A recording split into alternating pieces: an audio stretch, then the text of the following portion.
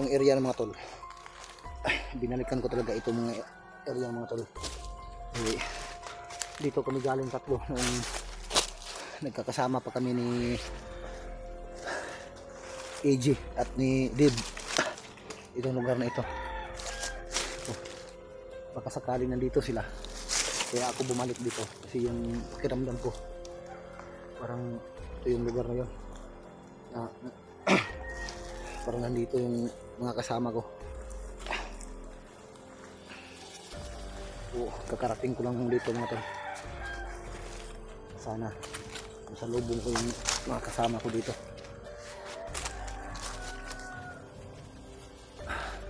Pilit kong binalikan itong lugar na ito mga tol. Pagkasakaling nandito yung mga kasama ko.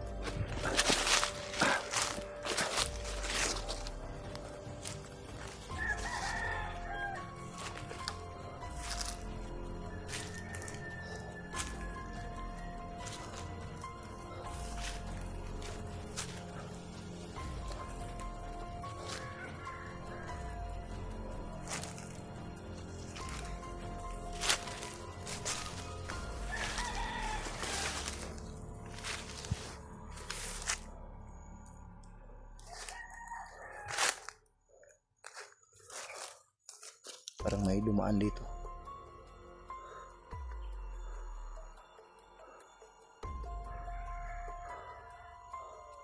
Grabe. Dami talagang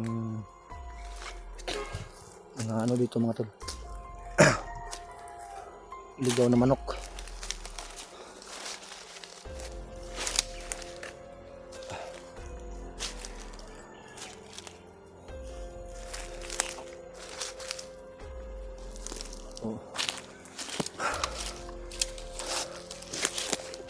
Problema ko ngayon.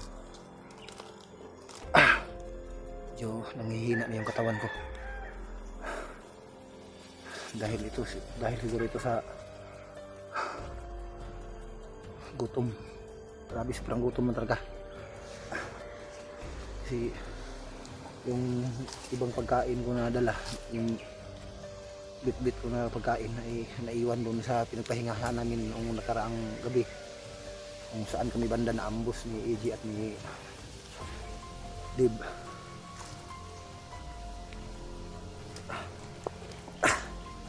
Daming lamok ito.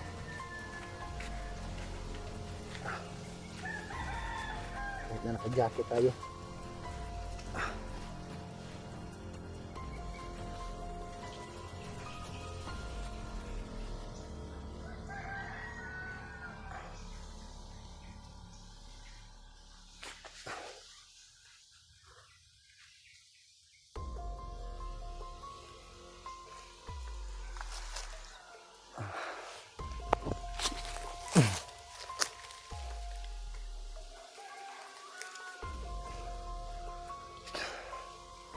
Medyo masusukal dyan banda mga tol.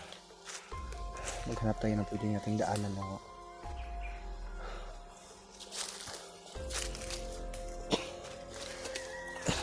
kampante tayo na daan.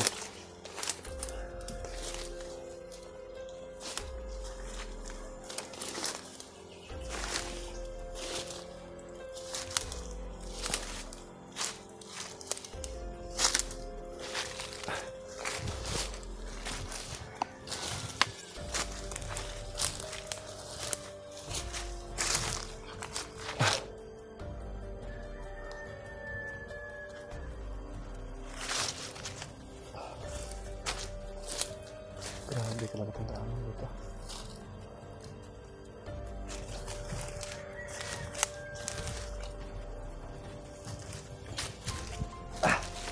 Grabe. Tingnan mo tayo.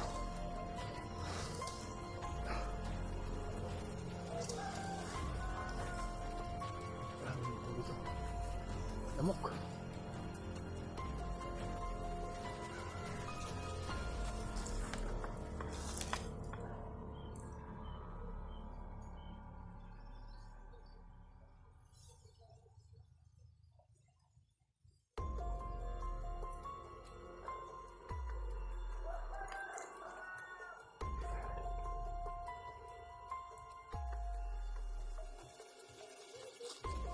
Parang may tao dyan banda tol. Yan banda.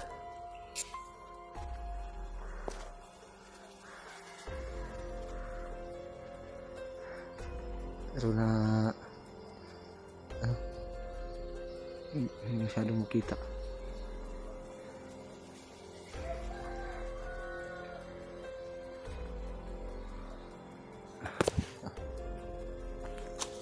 Dahan-dahan natin nakita mo ito.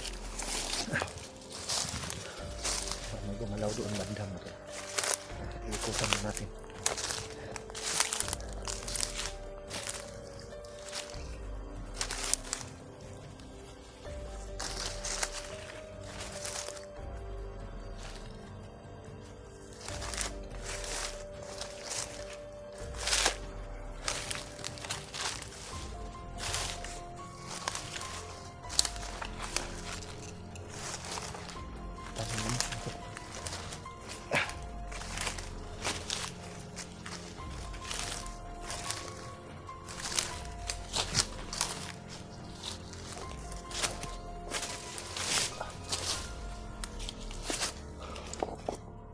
Para may tao na dito.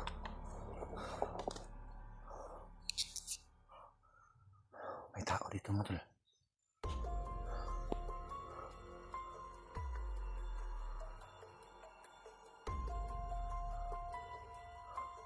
Hindi masyadong makita kasi masukal yung ano. Yun.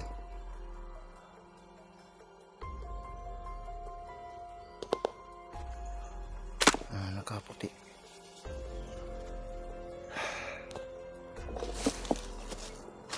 So, hindi tayo kumpiyansa dito. Alis tayo dito mga tol.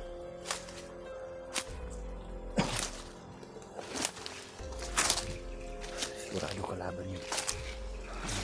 Naghukay siya sa lupa. Baka naglibing naman ng lanmay.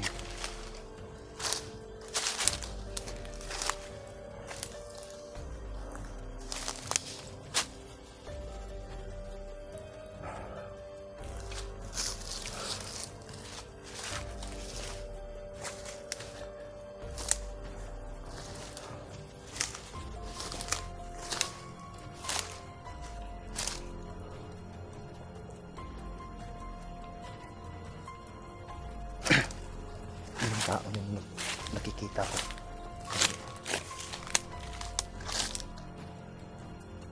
May hinuhukay siya. Sigurado nagtatanim na naman yun ng landmine mga tol. So, iniiwasan ko yun. Umalis ako doon sa kinalalagyan ko.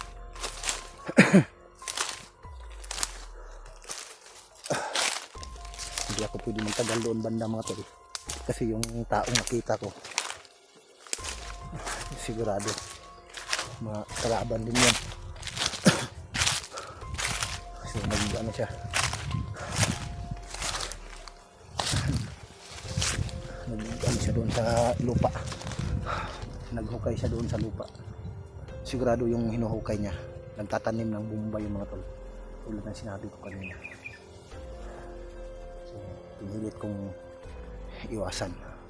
Hindi tayo pwedeng kampante. Hinahanap ko yung mga kasama ko ngayon.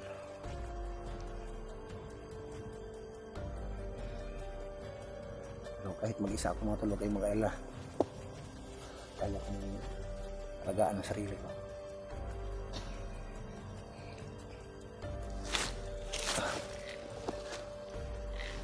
Gumagalaw doon banda mo tol.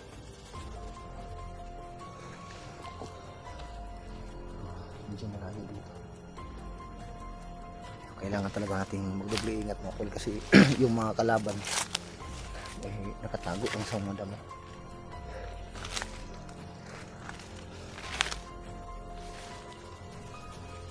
Lalo na dito masyadong masusukal yung area dito mga tol.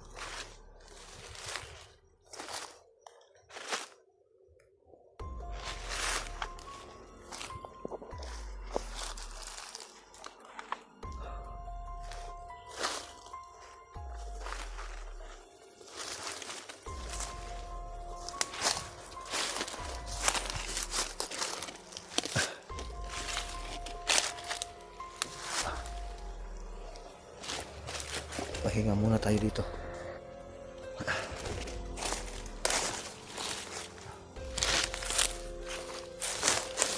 Ay nako, grabe.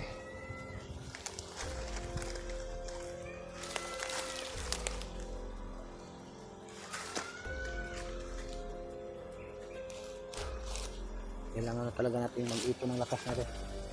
Kasi pagod yung katawan natin. Buti na lang nakaalis ko kaagad doon sa area. Naiwasan ko yung mga kalaban. Dami. Pilit nila akong hinahabol pero hindi nila ako naabutan. Buti na lang yung sniper nila hindi nila ako nahalata. Kasi nakapagtago ako.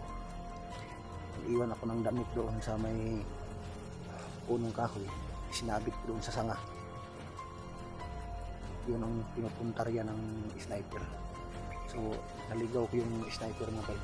Hindi niya namalaya na nakaalis na pala ako. Kasi buong akala niya siguro yung may damit na nilagay ko. Akala niya siguro yun. Nandun ako.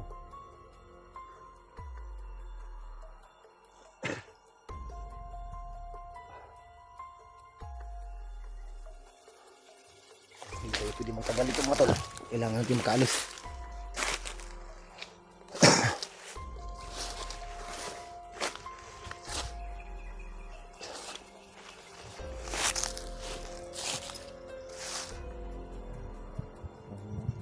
Area dito mga tol. May pare-pareho lang yung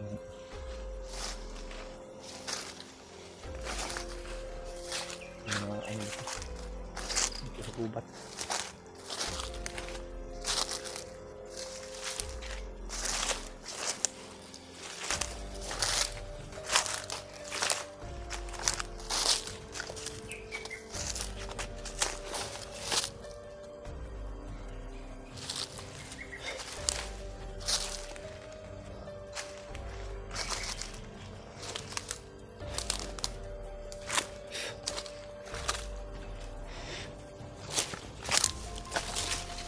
Sana masalubong ko sila yung mga kasama ko dito.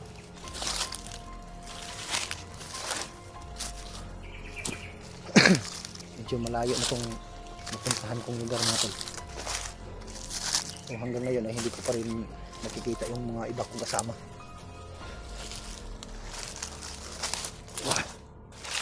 Hindi bali na mag-isa ako. So pilit ko pa rin hahanapin kung saan yung lugar na pinagdalhan ng asawa ni Dave. So alam ko yung plano ni Dave mga tol, na patuloy niya talagang hahanapin yung area na napapanaginipan niya kung saan daw dinala yung asawa niya. Sana sa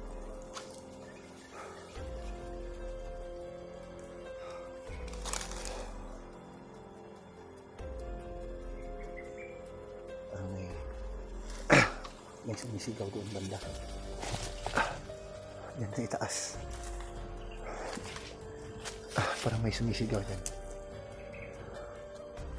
Hindi tayo pwede magtagal ito mga tol. May naririnig akong mga sigawan.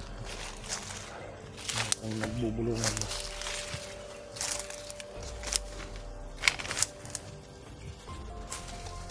Pwede matagal dito. Nandito lang yung mga laban.